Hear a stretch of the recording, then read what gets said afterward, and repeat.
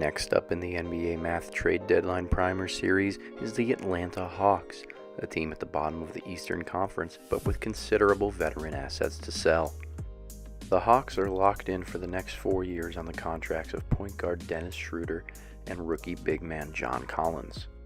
Both of them have looked like building blocks for the organization this year, especially when you take into consideration the fact that their contracts don't overload the Hawks' cap.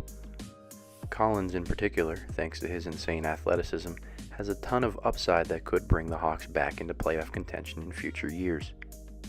But right now, the question for the Hawks is what they need to do at the trade deadline in order to add more young assets to build around Collins and Schroeder with. Atlanta is already nudging up against the salary cap because of so many dead contracts they have. Because of that, it might be hard to add more young assets or draft picks unless the Hawks can get a good deal for some of their expiring veterans. 3 veterans in particular, Marco Bellinelli, Ersan Ilyasova, and Luke Babbitt, stand out as trade targets because of their great three-point shooting prowess.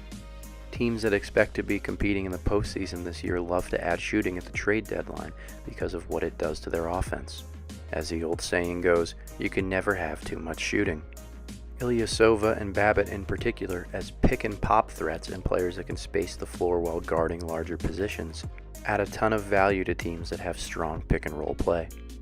If the Hawks can get a first-round pick or 2 back for these veterans remains to be seen, but it does stand to reason that they will not be on the Hawks past the trade deadline. Atlanta could look at trying to attach those veterans with the contract of Kent Bazemore, the largest on their cap sheet and one that they would look to unload as they start fresh with their rebuild. Bazemore has some value as an athletic do-it-all wing for teams that are looking for help at the 3 spot. While his contract is large, the Hawks could take back some money, both short-term and long-term, in order to offset the difference for an acquiring team. Atlanta should also treat the contract of Dwayne Dedmon as an expiring, as he is likely to exercise the player option in his contract to become a free agent at the end of the season. Dedmon is young enough to still factor into Atlanta's plans long-term.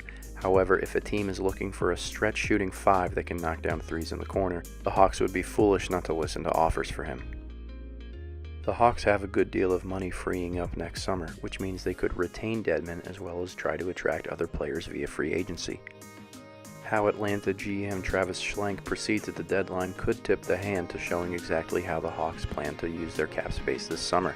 Schlenk could use that long-term cap space to absorb salary this trade deadline and get young assets in return.